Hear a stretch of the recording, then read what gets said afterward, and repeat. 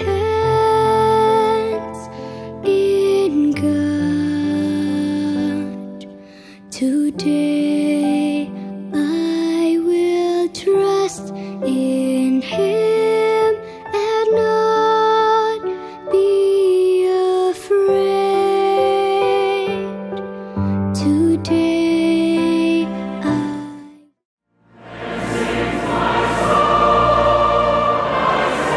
Behold, the Lamb of God, who takes away the sins of the world.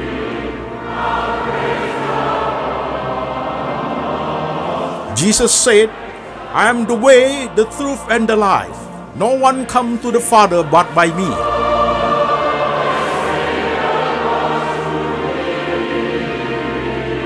For God so loved this world, so He gave His one and the only Son. Whoever believes in Him shall not perish, but have eternal life.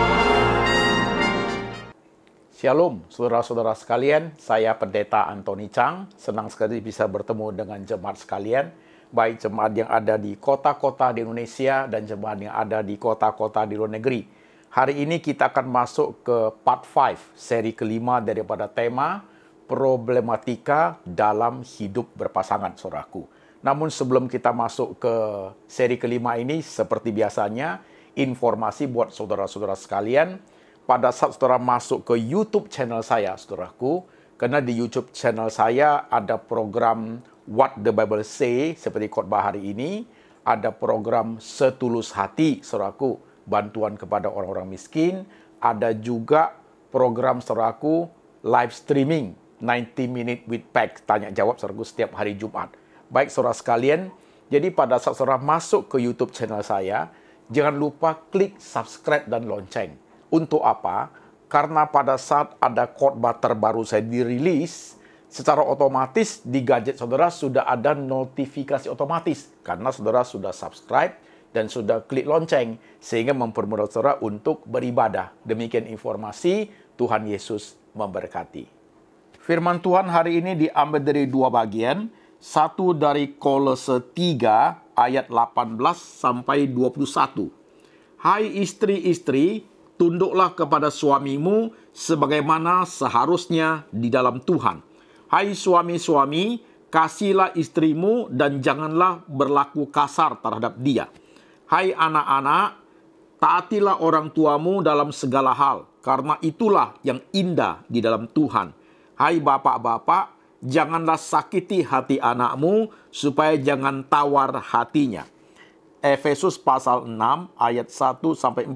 Hai anak-anak, taatilah orang tuamu di dalam Tuhan, karena haruslah demikian. Hormati ayahmu dan ibumu, ini adalah suatu perintah yang penting, seperti yang nyata dari janji ini, supaya kamu berbahagia dan panjang umurmu di bumi. Dan kamu bapak-bapak, janganlah bangkitkan amarah dalam hati anak-anakmu, tetapi didiklah mereka di dalam ajaran dan nasihat Tuhan. Amin. Saudara-saudara sekalian, sebelum kita melalui pembahasan, mari kita berdoa lebih dahulu. Tuhan, terima kasih untuk firman Tuhan yang sudah kami baca. Roh Tuhan bekerja, menerjemahkan firman ini ke dalam bahasa yang boleh kami mengerti, supaya setiap kami boleh menerima kebenaran. Ajar kami lewat kebenaran ini Tuhan, kami boleh menjaga keluarga kami baik-baik, menjadi contoh buat anak-anak kami, dan dalam penyesuaian pasangan ini boleh berkenan kepada Tuhan. Di tengah semua kekurangan kami Tuhan, karena kami tahu no perfect wife, no perfect husband. Ajar kami menjadi berkat bagi keluarga kami. Biar firman ini berbicara secara sederhana kepada setiap kami. Pakai hamba-Mu untuk menguraikan dengan baik. Dalam nama Tuhan Yesus kami berdoa. Amin. Saudara-saudara sekalian, kita sudah sampai di seri kelima daripada tema problematika dalam hidup berpasangan. Saudara-saudara sekalian,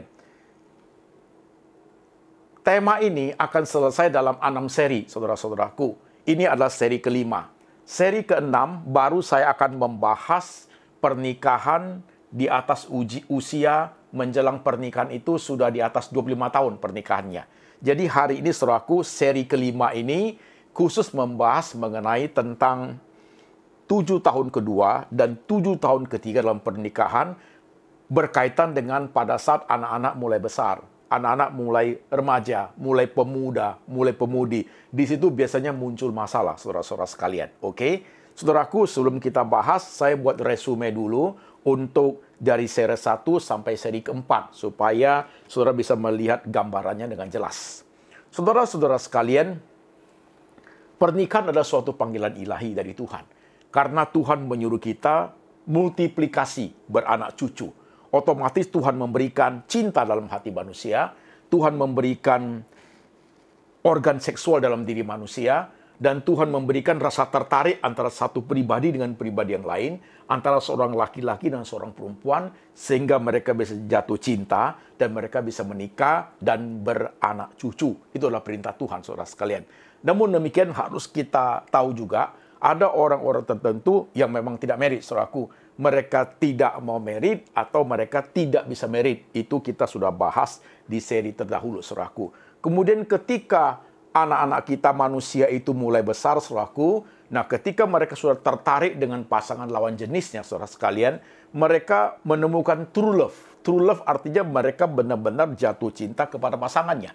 True love adalah suatu modal yang paling penting bagi dua manusia yang sering jatuh cinta itu untuk sebagai suatu modal memasuki ke dalam dunia pernikahan kelaknya sampai mereka maut memisahkan, saudaraku. Oleh sebab itu kita seorang tua di seri ketiga saya menjelaskan hati-hati ketika kita ikut memantau perkembangan pemuda-pemudi kita. Beri mereka kesempatan untuk berinteraksi dengan teman-temannya. Beri mereka kesempatan untuk menemukan true love sambil kita memantau, melihat perkembangan mereka, saudara sekalian. Kemudian, saudaraku, kita juga berbicara bahwa setelah selesai dalam masa pacaran, saudaraku, ketika orang akan masuk ke dunia pernikahan, masa pacaran adalah masa yang samar-samar, saudaraku. Pengenalan kepada pribadi pasangan itu samar-samar juga, saudaraku. Tidak semuanya dikenal. Mungkin hanya kenal sekedar 30%, tahunya orangnya baik. Semua penampilan itu, semua itu lebih banyak yang disimpan, saudaraku. Nanti ketika setelah masuk ke dunia pernikahan, the first day, the second day, the third year, the fourth year, akan kelihatan semua aslinya, saudaraku. The real self-nya itu di situ. Itu adalah pembelajaran seumur hidup, penyesuaian seumur hidup, mengerti pasangan kita, saudara sekalian. Oke? Nah, saudaraku, di seri kelima ini, di seri keempat kita sudah bahas 7 tahun pertama. 7 tahun pertama itu, saudara-saudaraku, 7 tahun yang penuh dengan susu madu. Artinya, baru berkeluarga, dalam 7 tahun itu punya 2 anak yang kecil-kecil, itu bahagia sekali, saudaraku, begitu. Nah, 7 tahun kedua, saudaraku, ya, dan 7 tahun ketiga, hari ini khusus membahas mengenai 7 tahun kedua dan 7 tahun ketiga, saudaraku. Karena dalam ruang lingkup 7 tahun kedua dan 7 tahun ketiga, pernikahan itu sudah mencapai kira-kira 21 tahun, saudaraku. Secara normalnya, saudara sekalian, anak-anak mulai besar. Anak-anak berumur sekitar di bawah 20. Umur 7 tahun kedua dan ketiga, anak-anak dari umur range 8 tahun, saudaraku, masuk sampai ke 20 tahun, saudara sekalian. Mulai remaja, mulai pemuda, saudara-saudara sekalian. Nah, ini nanti timbul masalah. Saudara ingat sekali, dalam pembahasan ini, saudaraku, 3 kelompok pasangan, saudaraku masih ingat? Kelompok pasangan pertama adalah kelompok pasangan yang punya anak, yaitu hasil pernikahan mereka melewati 1 tahun, 2-3 tahun, istrinya hamil. Dan akhirnya mereka punya anak. Tahun keempat mereka punya anak 1 lagi. Sehingga anak mereka boleh katakan 2 atau 3, saudaraku. Nah, kelompok kedua, saudara-saudara sekalian, kelompok kedua adalah pasangan yang tidak punya anak, saudaraku. Dalam perjalanan 7 tahun sampai 10 tahun, mereka merasakan mereka tidak punya anak, saudaraku. Nah, karena mereka tidak punya anak, possibility mereka mengambil anak angkat itu sangat besar, saudaraku. Jadi kita masuk kategorikan kelompok kedua yang tidak punya anak, tetapi ada anak angkatnya, begitu, saudaraku. Nah, kelompok yang ketiga, kelompok pasangan yang ketiga, saudaraku, ada kelompok DINK. Kelompok yang tidak mau punya anak. Kelompok kedua tidak punya anak. Kelompok yang ketiga tidak mau punya anak. DINK. Double income, no kids. Itu mereka hidup enak-enak berdua. cari makan, cari uang, kumpulin harta sebanyak-banyaknya. Anak menjadi suatu beban buat mereka. Ya, enaknya lihat tuh anak sesaat aja, Pak. Nanti kalau sudah nangis, kalau sakit merepotkan. Jadi mereka itu punya pemikiran lebih baik tidak punya anak supaya jangan menambah beban. Mereka hidup, enjoy mereka punya life, hanya berdua, saudaraku. Jadi 3 kelompok, saudaraku ya. Oke. Saudara sekalian, ketika memasuki 7 tahun kedua dan 7 tahun ketiga, saudaraku, anak-anak kita itu sudah minimal usianya 20 tahun ke bawah, saudaraku. Oke? 20 tahun ke bawah. Nah, 20 tahun ke bawah itu anak-anak mulai besar, saudaraku. Nah, ketika memasuki usia pernikahan yang 7 tahun kedua dan 7 tahun ketiga, saudara sekalian, penyesuaian kan tetap terjadi antara suami istri itu, saudaraku. Penyesuaian sampai seumur hidup. Masih ingat, saudaraku ya? Penyesuaian seumur hidup, saudaraku. Nah, ketika waktu terjadi penyesuaian di 7 tahun pertama, saudara sekalian, anak-anak masih kecil.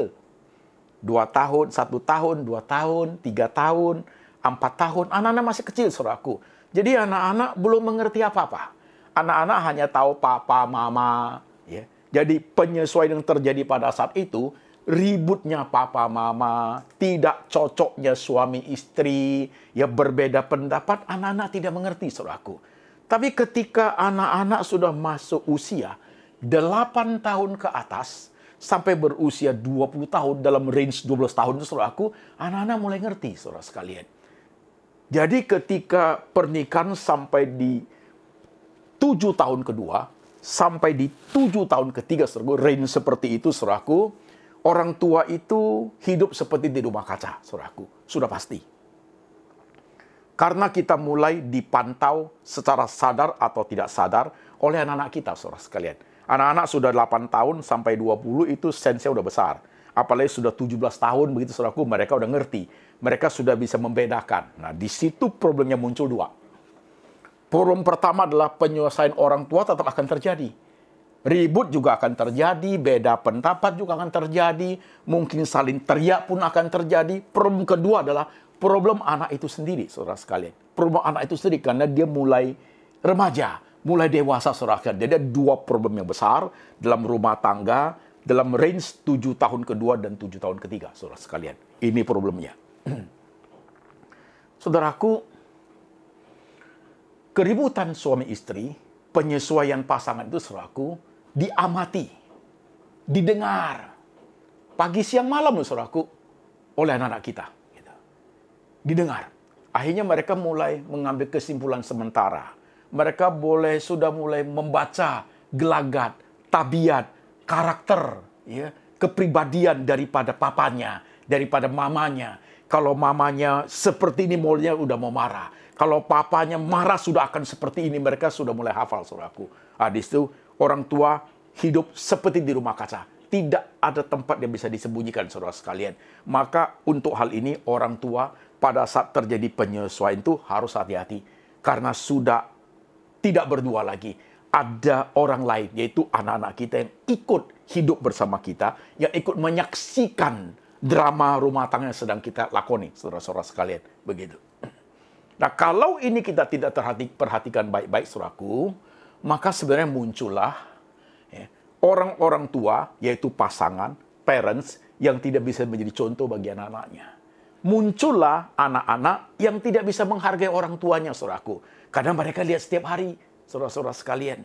Ayat-ayat yang kita baca tadi itu pas. Hai istri, tunduklah pada suamimu. Hai suami, kasihlah istrimu. Karena demikianlah dalam Tuhan. Hai bapak-bapak, jangan sakiti hati anakmu. Jangan bangkitkan amarahnya. Hai anak-anak, hormati orang tuamu supaya panjang umurmu di bumi. Karena demikianlah yang Tuhan kehendaki, saudaraku. Nah, dalam ayat yang kita baca, ruang lingkupnya berbicara mengenai terletaknya di 7 years, the second and the third 7 years yang terjadi saat itu, saudaraku. Begitu. Harus hati-hati dalam hal ini. Jadi jemaat yang sedang mendengarkan firman seri kelima ini, yang sudah punya anak, baik yang anak punya anak angkat, maupun anak kandung, dengarin baik-baik, saudaraku. Kelompok yang DINK, yang tidak mempunyai anak, tidak jadi masalah. Mereka hanya hidup senang-senang berdua. Nanti masalah muncul pada saat usia pernikahan di atas 25 tahun. Itu nanti, saudaraku. Ini dua kelompok yang punya anak kandung atau punya anak angkat, saudara sekalian. Saudaraku, anak-anak itu belajar meniru, saudaraku. Ya, anak-anak itu melihat kita, saudaraku. Cara marahnya mama. Anak kita bisa ikut loh, saudaraku. Cara marahnya papa. Teriakkan papa. Emosinya papa. Gitu. Ya. Anak-anak kita bisa ikut, saudaraku.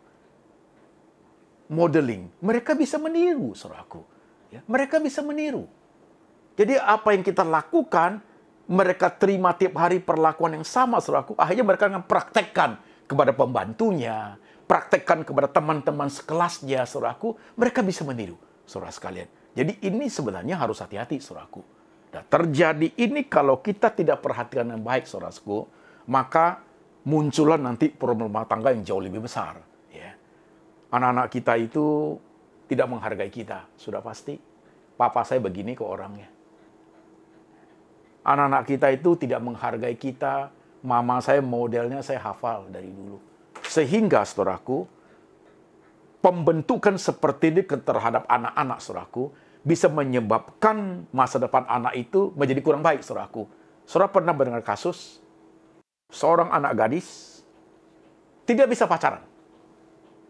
Jangankan pacaran, untuk punya teman lebih dari satu aja, dia nggak suka, saudaraku. Kalau punya teman 3 aja, dia sudah mulai curiga, saudara sekalian. Kenapa? Karena anak gadis dalam hidup dalam keluarganya, dia melihat contoh. Contoh papa yang galak, contoh papa yang tidak karu-karuan, contoh papa yang pukul mama, contoh papa yang mabuk-mabukkan, contoh papa yang teriak habis-habisan, saudaraku. Terbentuk dalam pemikiran anak gadis ini, dia tidak mau married, saudaraku. Dia tidak bisa percaya jatuh cinta ke orang lain. Jatuh cinta itu butuh kepercayaan, saudaraku. Dia waktu mau jatuh cinta, dia takut. Nanti ini seperti papa saya. Begitu, saudaraku. Jadi ada anak-anak gadis yang tidak married, kenapa? Karena mereka sudah hidup dalam keluarga itu 20 tahunan bersama orang tuanya. Seperti didoktrinasi dalam pikiran mereka, semua laki-laki kan seperti papanya. Dan kalau sudah terbiasa seperti itu, sulit mereka keluar dari dimensi seperti itu untuk mempercayai orang lain, saudaraku. Maka banyak anak gadis yang tidak married karena begitu. Sebaliknya juga sama. Bisa juga muncul anak-anak kita yang pemuda-pemuda itu, saudaraku, ya, tidak mau married mereka. Kenapa? Karena mama tidak menjadi contoh. Saya kalau married suatu hari dapat istri seperti mama, mau kemana hidup saya? Istri seperti mama ini nggak nolong apa-apa, begitu. Kemana hidup saya? Jadi dia menjadi trauma, saudaraku. Karena dia contoh kehidupan keluarga. Nah ini bahaya, saudaraku. Kita seorang tua hari ini dengarin baik-baik, saudara sekalian. Jangan sampai karena penyesuaian diri kita pasangan satu dengan lain, menimbulkan dampak negatif luar biasa kepada perkembangan anak-anak kita, bahkan menciptakan trauma dalam hidup masa depan mereka. Mereka tidak ingin menikah karena mereka tidak ingin punya suami kayak papanya. Mereka tidak ingin punya istri kayak mamanya, saudaraku. Hati-hati dalam hal ini. Dan kasus begini terlampau banyak, saudara-saudara sekalian. Saudara harus mengerti. Jangan sampai kebahagiaan anak kita terhalang karena kesalahan kita. Sebenarnya kalau keluarga suami istri mau ribut, tidak dilarang, saudaraku. Dan itu normal-normal aja. Ya, usahakanlah, saudara sekalian. Ya. Walaupun kadang-kadang bisa terjadi di depan anak-anak, sudah tidak tahan, mungkin saling sudah marah, saudaraku. Usahakan, kalau bisa, anak-anak tidak tahu banyak, saudaraku. Waktu ribut itu, saudaraku, begitu. Tentunya di rumah itu tidak bisa semua ditutupin, saudaraku. Tapi paling tidak, menjaga supaya tetap normal itu rumah tangga, saudara-saudara sekalian. Sekalipun anak tahu bermasalah yang penting, saudara sekalian. Saudara lihat, ini resikonya hidup dalam berpasangan ini, saudara sekalian. Karena anak-anak kita sudah mulai besar. Mereka sudah bisa mulai menilai. Mereka sudah bisa mempertimbangkan. Mereka sudah tahu papa yang salah atau mama yang salah. Mereka sudah ngerti papa yang tidak benar atau mama yang tidak benar. Mereka sudah paham mamanya diperlakukan tidak adil oleh papa. Mereka sudah ngerti mamanya terlampau dominan sehingga papa itu tidak bisa buat apa-apa. Mereka tahu semua, saudaraku. Oke? Nah, saudara sekalian, jadi persoalan rumah tangga itu 7 tahun kedua dan 7 tahun ketiga itu di dalamnya bukan berdua saja, tapi sudah ada anak-anak yang mulai pemuda, mulai punya nalar pikiran yang tajam, ya, mulai mengamati dengan baik, saudara sekalian. Maka hal itu harus diperhatikan. Muncullah keluarga, saya kasih istilah 3 kotak, saudaraku. Kotak pertama, yaitu keluarga yang masih normal, saudaraku. Artinya apa? Ada ribut, ya. Ada beda pendapat, ya. Bahkan bisa teriak-teriakan, benar, ya. Mama bisa pergi begitu aja, sore balik lagi, benar, ya. Sampai papa menjadi marah, ya. Akhirnya tidak mau makan masakan mama, bisa, saudaraku. Papa tinggal di hotel 2 hari nggak pulang, bisa. Dan masalah anak-anak dalam itu bisa ribut, bisa. Tapi keluarga ini dalam kotak normal. Kenapa, saudaraku? Setelah ribut-ribut selesai, balik lagi, saudaraku. Udah ribut-ribut selesai, kembali kepada satu family lagi. Kadang ketawa lagi, doa sama-sama. Ya. Ini dalam kategori kotak family yang kotaknya normal, saudaraku. Memang begitu hidup, saudaraku. Tidak ada kotak family yang perfect. Tapi mereka masih dalam satu kesatuan. Sekalipun banyak perbedaan. Kadang-kadang bisa nangis, saudaraku. Tapi mereka still normal. Inilah keluarga normal, saudaraku. Ada suka duka, ada sukacita, ada duka cita, ada tawa, ada nangis, saudaraku, di dalamnya menjadi satu kesatuan. Tapi still normal. Mereka tetap unity, ya, mereka tetap utuh, mereka tetap menjadi satu kesatuan, saling memiliki, saudaraku, walau banyak hal yang dihadapi. Ini kotak pertama, saudaraku. Kalau kita ada di kotak pertama itu, puji Tuhan, saudara sekalian, puji Tuhan. Tapi ada kotak kedua, family masuk dalam kotak kedua. Kotak kedua, saudaraku, dalamnya sudah terjadi KDRT, kekerasan dalam rumah tangga. Kotak kedua itu, saudaraku, rumah tangganya sudah pecah, saudaraku, tapi tidak pisah rumah. Sudah istilah Jakarta kita itu lulu gua-gua. Mama ya mama, papa ya papa, begitu. Di dalam, tapi masih dalam satu rumah tangga, saudaraku. Jadi udah saling tidak care, hanya ketemu ngobrol aja, saudaraku. Kalau tidak ada penting tidak ngomong, saudara sekalian, begitu. Ya, masih dalam satu keluarga. Anak-anak pun sudah merasakan dinginnya hubungan papa mama. Sehingga anak-anak pun akhirnya menjadi tawar hati. Akhirnya menjadi tidak pedulilah mau apa. Pokoknya dalam satu keluarga, mama cukupin kebutuhan. Papa cukupin kebutuhan, sudah. Urusan masing-masing lah. Ya, saudaraku, masih dalam satu kotak, one family, tapi sudah lulu gua-gua, saudaraku. Ini namanya keluarga dalam kotak yang sudah tidak normal, saudaraku. Sudah tidak normal. Sudah ada akar pahit dalamnya, saudaraku. Sudah ada akar pahit dan rumah tangga itu, saudaraku. Begitu. Nah, kalau keluarga seperti itu, tunggu ada kasus yang tidak usah berat. Kasus sedikit aja menyangkut kepentingan semua keluarga itu hebohnya bisa habis-habisan ributnya, saudaraku. Begitu. Karena tinggal seperti dikasih api aja untuk meledak. Bom yang ditanam dalam keluarga kotak yang tidak normal itu, saudaraku. Itu bisa terjadi. Dan mungkin saudara yang sedang mendengarkan itu rumah tangga saudara. Nah, kotak ketiga, saudara sekalian, family yang ada di kotak ketiga, saudaraku, itu sudah terjadi kekerasan rumah tangga juga, saudara sekalian. Mungkin pukulan fisik sudah, saudaraku, melukai secara batin pun sudah, akar pahit pun sudah.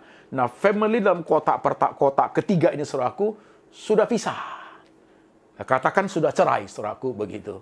Jadi ada anak tinggal sama mama, ada anak yang tinggal sama papa, sudah tidak satu dalam keluarga lagi, rumah pun sudah tidak, ini sudah pecah. Ini namanya kotak family yang ekstrim, saudara sekalian. Satu kotak family yang normal. Dalamnya plus minus ada, suka duka ada. Nobody is perfect, no perfect husband, no perfect wife, no perfect kids. Oke? Tapi di kotak family kotak kedua, saudaraku, lulu gua-gua. Itu tidak normal, saudaraku. Di dalamnya sudah terjadi tawar hati, saudara sekalian. Tapi masih hidup bersama. Kalau tidak dijaga baik-baik, tinggal tunggu tanggal mainnya. Kotak ketiga, kotak family yang ekstrim, saudaraku, sudah pecah, sudah pisah, sudah cerai. 2 anak ikut papa, 1 anak ikut mama, saudara sekalian. Kalau keluarga mau ketemu, di mana anak-anak boleh ketemu, di situ kok ada mama, papa tidak hadir. Kok di situ ada papa, mama tidak ikut, begitu, saudaraku. Jadi pertemuan itu hanya demi supaya anak-anak ketemu, orang tua tidak mau ketemu, saudara sekalian, begitu. Perceraian itu, saudaraku, sangat melukai hati anak. Saya punya satu kasus keluarga, saudaraku, konseling. Suami istri mau cerai. Tapi anaknya nggak mau. Anaknya menangis berbulan-bulan. Tidak ingin mamanya cerai dengan papanya. Tapi suami istri karena sudah tidak cocok. Penyesuaian sudah hancur, saudaraku. Masing-masing sudah mengeraskan hati. Masing-masing mungkin sudah punya pasangan. Yang dikorbankan adalah anak-anaknya. Kasihan sekali hidup ini, saudara sekalian. Kadang-kadang kita pasangan, kita pikir kita sudah punya anak. Kita lupa, saudara sekalian, bahwa kita punya anak. Kita lupa bahwa hubungan baiknya kita itu sangat berdampak positif kepada anak, saudaraku. Kita lupa pertengkaran sampai perceraian itu yang menurut resiko yang menanggung beban berat itu sebenarnya bukan kita, anak-anak kita. Mereka menanggung malu yang pertama. Kedua, mereka kehilangan kasih sayang yang seutuhnya. Ketiga, mereka merasa tawar hati kepada orang tua. Mereka tidak bisa hormat mama, mereka tidak bisa hargai papa, saudara sekalian. Mereka sudah merasa apa yang di Alkitab itu. Orang tua itu membangkitkan amarah dalam hati mereka, saudaraku. Hati-hati dalam hal ini. Seri ini saya tidak panjang, saudaraku. Tapi seri ini ada big warning kepada setiap rumah tangga. Mungkin hari ini kalau kau dengar firman ini, saudaraku ya. Engkau adalah rumah tangga yang hancur di kota ketiga. Family ketiga. Ekstrim dia. Suamimu sudah tidak ada sama you. Istrimu sudah tidak ada sama kamu. Anak 2 itu masing-masing ambil satu-satu. Gitu. Kasian tuh anak-anak. Tapi nasi sudah menjadi bubur. Harus buat apa, saudaraku? Atau saudara, suami istri sudah tidak sama-sama lagi. Anak-anak itu dijaga oleh opa-omanya. Suami istri nggak tahu lagi satu ke barat, satu ke timur. Nggak pernah ketemu lagi. Akar pahit, kepahitan dalamnya. Hati yang beku terbelenggu oleh dendam, saudaraku. Tidak pernah terobati lagi seumur hidup. Ya, itu keluarga kota ketiga. Atau saudara ada di kota kedua. Kehidupan keluarga saya nggak normal, Pak. Masih ada papa sih, tapi papa seperti acu tak acu.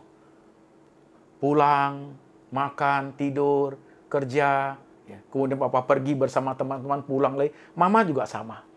Hanya ngomong demi anak-anak aja kami, Pak, begitu. Itu keluarga yang sudah tidak normal, saudara-saudara sekalian. Keluarga yang tidak baik. Keluarga di dalam rumahnya, sekalipun rumahnya besar, mewah, megah rumahnya, saudaraku. Ya, tapi di dalamnya tidak ada cinta. Dalamnya tidak ada kasih. Lebih baik gubuk yang jelek, dalamnya ada cinta, ada kehangatan. Daripada rumah seperti istana, dalamnya ada neraka, saudaraku. Setiap pulang ke rumah, pasti ribut, saudara sekalian. Kaya, punya segala sesuatu. Tapi dalam rumah itu miskin kasih. Buat apa? Anak-anak kau boleh milih, dia milih hidup di keluarga, lahir di keluarga orang miskin, karena dia bisa sayang papa mamanya. Dia bisa ketawa ceria dengan orang tua, walaupun mereka harus tinggal di tempat yang miskin. Daripada mereka pergi rumah mewah, dalamnya tiap hari seperti api neraka. Saudaraku, rumahku bukan istanaku lagi. Rumahku adalah nerakaku. Asal ketemu asal ribut, lebih baik tidak usah ketemu di rumah. Yang satu pulang dari pintu depan, yang satu pulang dari pintu belakang. Lebih baik tidak usah ketemu. You lihat hidup ini, saudaraku. Berapa banyak keluarga Kristen seperti itu. Yang jadi korban anak-anak kita sudah pasti. Takut mereka tercipta. Cara berpikir mereka, trauma yang ada dalam hati mereka itu mempengaruhi masa depan mereka untuk menikah, saudara sekalian. Dan akan mereka meniru pola. Nanti kok terjadi kekerasan, terjadi problem dalam rumah tangga mereka, dia akan niru. Papa juga begitu kok, mama juga begitu kok. Kalau sudah begitu, suatu hari mereka menikah, orang tua yang menjadi rumah kaca bagi mereka itu, yang tidak bisa dihargai oleh anak-anak mereka itu, saudaraku, jangan coba-coba memberi nasihat kepada anaknya. Anaknya hanya tinggal satu kata, satu kalimat. Mama juga begitu kok dulu. Papa juga begitu kok dulu. Jadi kalau saya belajar dari apa kalau bukan belajar dari papa dan mama hidup seperti ini?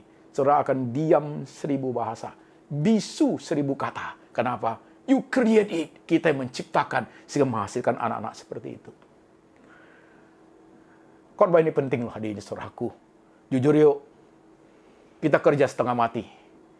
kita dengan pasangan kita pernah jatuh cinta, sehingga melahirkan anak-anak. Tujuan hidup kita pasti, saudaraku, supaya anak-anak kita bahagia. Hanya itu kan. Kaya atau miskin itu anugerah Tuhan. Tapi yang penting anak-anak kita bahagia. Tapi kalau kita tidak mampu menciptakan kebahagiaan di hati anak-anak kita, sekalipun kita kaya, buat apa kekayaan itu? Buat apa? Hasilnya nol, saudara sekalian. Anak kita cerai-berai, nggak tahu kemana arahnya, saudara sekalian. Kita hidup berpasangan pun tidak tahu kemana arahnya. Jadi bersyukurlah, saudaraku, hari ini, kalau engkau dengar firman ini, kau masih hidup dalam keluarga yang utuh. Sekalipun banyak ributnya, Pak, tapi kami masih satu. Yuh, cepat, thanks to God. Tapi keluargamu sudah terbelah-belah, lulu, gua-gua. Selagi masih ada kesempatan, minta ampun sama Tuhan, supaya keluarga itu bisa utuh balik. Tapi kok saudara keluarga yang kotak ketiga sudah ekstrim, sudah hancur, cerai, sudah terpisah-pisah, saudara sekalian, I don't know how. Hanya tinggal lutut dan air matamu saja, berharap belas kasihan Tuhan, supaya anak-anakmu ini dapat anugerah bisa hidup jauh lebih baik daripada kita pasangan yang tangan kita sendiri sudah merusak masa depan mereka. Saudara-saudara sekalian, dengar firman ini, bawa pulang. Hai suami, kasih istrimu seperti dirimu sendiri. Hai istri, tunduklah kepada suamimu, karena itulah yang dikehendaki Tuhan. Hai bapak-bapak, jangan bangkitkan amarah dalam hati anak-anakmu. Didik, ajar mereka di dalam Tuhan. Hai anak-anak, hormati papa dan mamamu supaya panjang umurmu di bumi. Karena itulah yang dikehendaki oleh Tuhan. Mari saudara sekalian, kita berdoa. Tuhan, firman hari ini sudah sampai kepada jemaat di tengah semua hidup kami dalam berkeluarga. Berkati pasangan-pasangan suami istri yang hidup berkeluarga yang dianugerahi oleh Engkau, Tuhan. Hamba berdoa untuk pasangan yang punya keturunan. Tuhan berkati mereka supaya mereka boleh mendidik anak dengan baik. Sampai anak mereka menjadi dewasa, sampai anak mereka menjadi menikah, sampai pasangan ini punya cucu, saudara sekalian. Hamba berdoa untuk kelompok pasangan yang tidak punya anak, tapi akhirnya mereka mengambil anak angkat. Berkati kebahagiaan mereka juga Tuhan, supaya mereka merawat anak-anak angkat mereka dengan baik, supaya mereka boleh mendidik anak-anak mereka untuk takut akan Tuhan. Hamba berdoa untuk kelompok yang tidak punya anak dan tidak ambil anak. Tuhan berkati hari-hari mereka, penyesuaian berdua, menuju masa-masa mereka, 7 tahun pertama, kedua, ketiga, dan pernikahan di atas 25 tahun. Berkati pasangan suami istri yang hidup berdua Tuhan, karena mereka tidak dianugerahi anak. Berikan mereka hati yang kuat untuk saling mengasihi sampai maut memisahkan mereka. Hamba berdoa untuk kelompok yang tidak mau punya anak, mereka hidup hanya berdua, mereka hanya ingin hidup berdua, dan kalau punya anak mereka merasa terbebani, mereka merasa banyak halangannya. Tuhan berkati hidup mereka, pasangan suami istri yang demikian, supaya hidup mereka juga diperkenan oleh Tuhan. Mereka hidup bisa saling mengasihi sampai hari maut memisahkan. Berkati kelompok-kelompok pasangan di Tuhan, di tengah semua problem harus dihadapi. Hamba tidak tahu yang mendengar firman hari ini mereka itu keluarganya seperti apa. Tapi firman sudah diberitakan. Roh Tuhan bekerja dalam hati mereka. Jemaat yang di dalam perjalanan pulang ke rumah mendengar firman ini. Jemaat yang dari kantor sedang mendengar pakai earphone, jemaat yang mendengar di rumah dalam keluarga besar mendengar firman, atau jemaat yang di dalam kamar sendiri ketika dalam problem besar rumah tangga mendengar firman ini, engkau simak baik-baik, karena Tuhan sedang berbicara kepada engkau. Tuhan cinta rumah tanggamu, Tuhan ingin rumah tanggamu utuh, Tuhan ingin engkau membangun rumah tangga yang diperkenan oleh Tuhan. Baik jemaat yang hari ini ketika mendengar firman, di tempatmu itu baik subuh, pagi, siang, ataupun malam. Dengarkan firman ini baik, camkan di hatimu, supaya Tuhan melawat ke dalam rumah tanggamu. Biar rumah tanggamu diperkenan oleh Tuhan.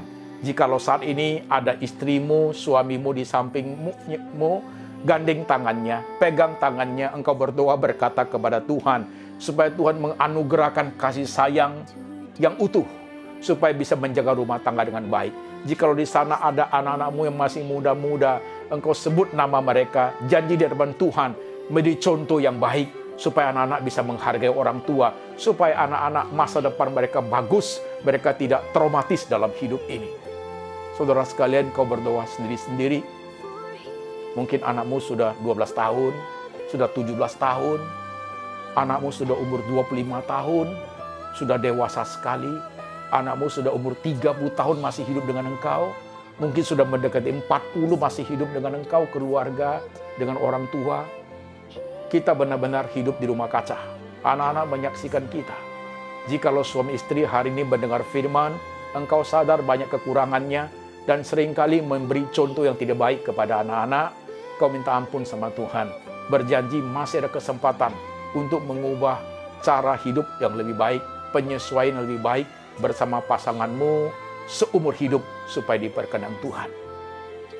Tuhan, hamba berdoa, kiranya Roh-Mu bekerja di tengah keluarga yang mendengar firman ini.